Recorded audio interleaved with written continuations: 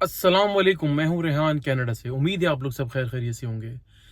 आज हम बात करेंगे कुछ टॉपिक्स के ऊपर जो कनाडा में चल रहे हैं इस वक्त, हालात को, इमिग्रेशन को लेकर।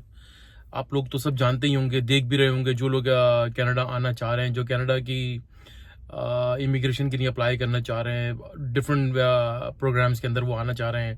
Study visa, LMIA, work permit, express entry, Canadian express का क्लास के अंदर, PNP के अंदर जो लोग आना चाह रहे होंगे, तो उनसे लेकर हम थोड़ी सी ये तो सारे प्रोग्राम्स हैं, लेकिन एक स्पेसिफिक प्रोग्राम जो था यहाँ पर, जिसके ऊपर यहाँ पर स्टूडेंट जो है लाइक अराउंड 70,000 स्टूडेंट्स जो हैं वो ट्रबल के अंदर आए और उनके कहा जा रहा है कि उनको डिपोर्ट कर दिया जाएगा।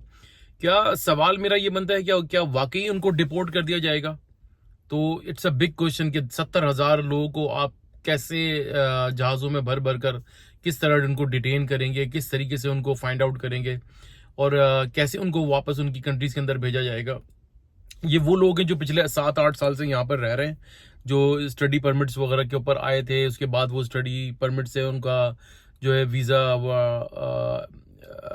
वर्क परमिट के अंदर कन्वर्ट हुआ और उनका 3 टाइम्स जो है वो जो है वीज़ा एक्सटेंड हो चुका है। जबकि मैं आपको मज़े की बात बताऊं, यहाँ पर कनाडा में जो है वो वर्क परमिट जो होता है, जो जिसको PGWP भी कहते हैं, वो एक वंस इन अ लाइफ होता है। वो सिर्फ एक बार ही होता है। वो 2 साल का हो, चाहे 1 साल का हो, चाहे वो 3 साल का हो। इसके अंदर आपको अपना एक्सपीरियंस यहाँ पे लेना पड़ता है, आपको अपने अपने पॉइंट्स, क्रेडिट्स पूरे करने पड़ते हैं। उसके बाद आप जो है वो PR के लिए एलिजिबल अपने आप को बनाते हैं। तो ये वो स्टूडेंट्स है जो जो के जनाब वर्क परमिट के ऊपर पर स्विच करा, और इन दिनों क्या हुआ कि कोविड आ गया। कोविड ने जनाब बड़ी मारामारी कर दी, तो यहाँ पर जॉब क्राइसिस आ गया। जो लोग पिछले बैकलॉग के अंदर यहाँ पर वो अपने बैक होम कंट्रीज के अंदर बैठे हुए थे, जो यहाँ पर आना चाह रहे थे, उनका आने का रास्ता रुक गया क्योंकि कोविड था। पूरी दुनिया ही बंद हो गई, हर चीज़ बंद हो गई। तो यहाँ पर इवेंचुअली जॉब क्राइसिस आ गया। जब जॉब क्राइसिस आया तो लोग कम और मुकाबला सख्त, यानी कि काम ज़्यादा हो गया।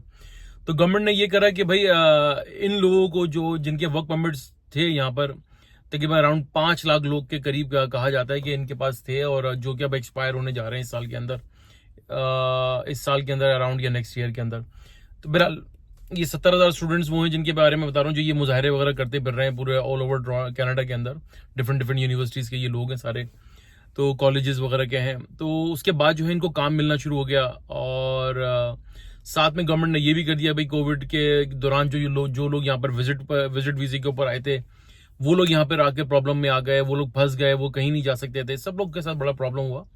तो गवर्नमेंट ने कहा कि भाई ठीक है, हम उनको भी जो है आपको वर्क परमिट के अंदर जो है ना उसको कन्वर्ट कर देते हैं, और आप यहाँ पर रहें, काम करें, और अपने जो भी है मामूलात ज़िंदगी को यहाँ पर गुजर बसर करें।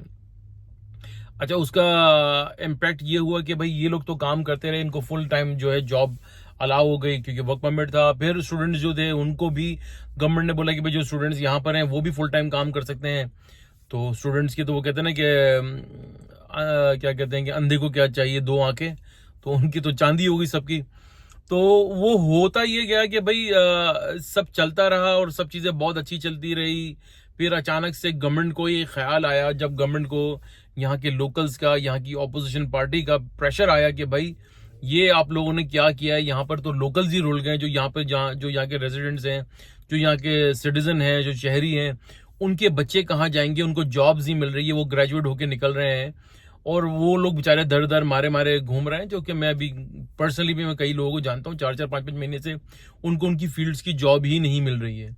तो गवर्नमेंट को फिर ये ख्याल आया कि भाई ये तो हमसे बहुत ही बड़ा कोई, जैसे कहते हैं कि हैंड हमने भंड हो गया।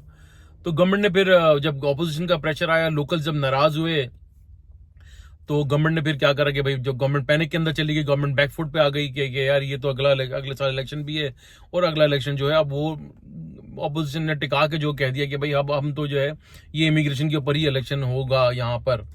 तो गवर्नमेंट ने क्या करा, जो यहाँ पे जो गवर्नमेंट ऑफ द डे है, उसने फिर चीज़ों को चेंज करना शुरू करा।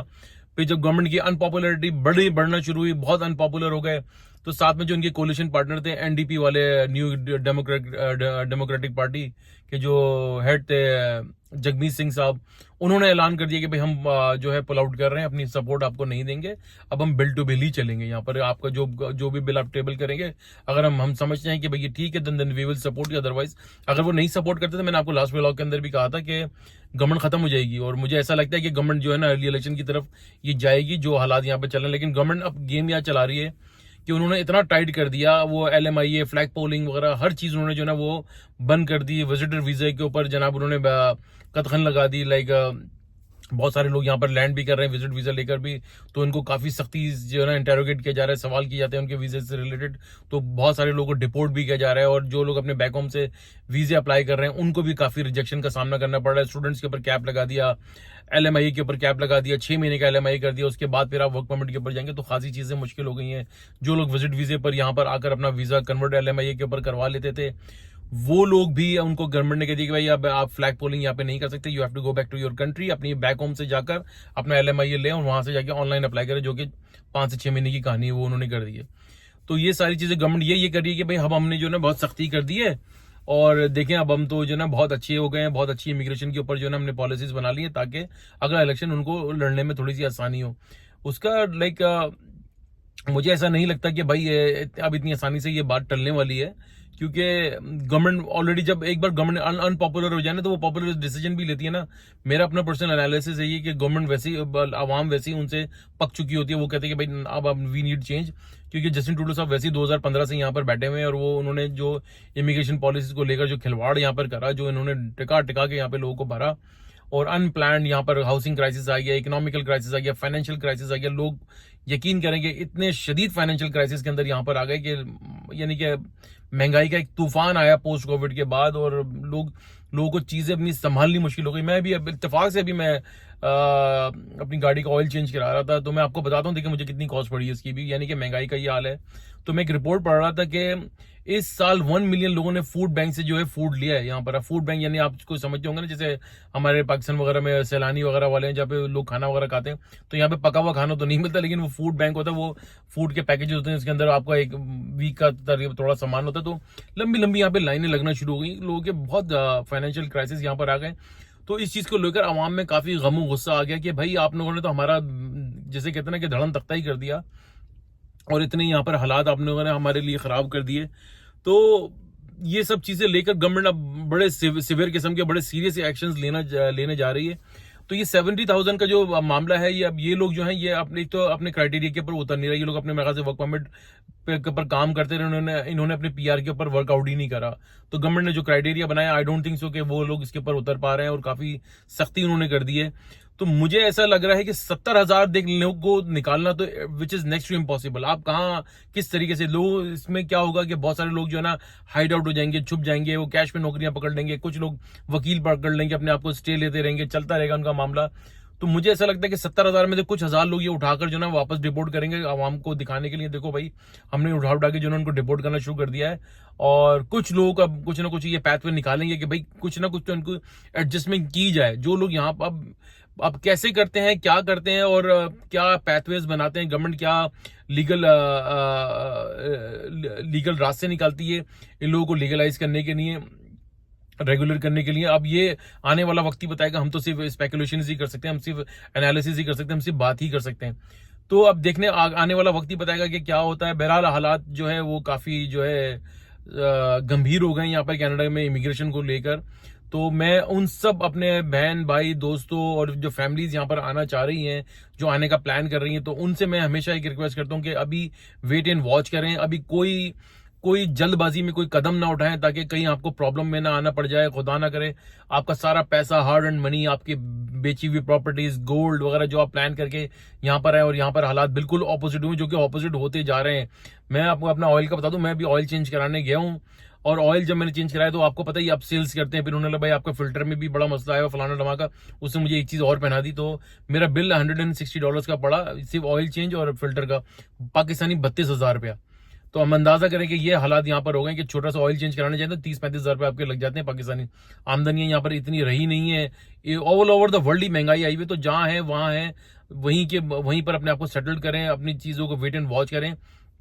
आने का प्लान करें तो ड्यू डिलिजेंस के साथ आए, अचानक से उठ कर ना आ जाए, खुदा ना करे यहाँ पर आ जाए, चीजें सेटल ना हो। 30 से 35 हज़ार डॉलर, 25 से 30 हज़ार डॉलर आपको चाहिए जब आप यहाँ पर आए, एटलीस्ट 50-60 लाख रुपए you should have in your pocket, तो ताकि चीजें अपनी मिनिमम रेंट भी आपको पता है यहाँ पे मैंने आपको बताया था 1600-1700 से कम का नहीं मिला, वो भी छोटा सा बेडरूम 1 बेडरूम अपार्टमेंट के साथ, वो भी पुरानी सी बिल्डिंग में। नई बिल्डिंग में तो भूल जाए 2000 से कम का है ही नहीं। तो ये सब चीजें हैं कि मैंने आपको यही बताया कि भाई देखिए, आप देखें इन 70,000 स्टूडेंट्स का फ्यूचर क्या होता है, जो ये वर्क परमिट होल्डर है, इनके बारे में गवर्नमेंट क्या डिसीजन लेती है। इंशाल्लाह ताला कोई अच्छा ही होगा। मैं तो दुआ है कि यार ये बेचारे इतना पैसा लगा कर आए, अल्लाह ताला इनके लिए आसानियां फरमाए और हम सब के लिए आसानियां फरमाए। वीडियो अच्छी लगी तो भैया लाइक करें, सब्सक्राइब करें, बेल आइकन का बटन जरूर दबाइएगा, दुआ दीजिए, दुआ लीजिए, दुआ में बड़ी ताकत है। सदका खैरात चैरिटी करते रहा कीजिए, आपको बड़ी बड़ी परेशानियों आफात से बचाती है। इंशाल्लाह ताला नेक्स्ट व्लॉग के साथ फिर हाजिर होंगे, तब तक के लिए अल्लाह हाफिज़।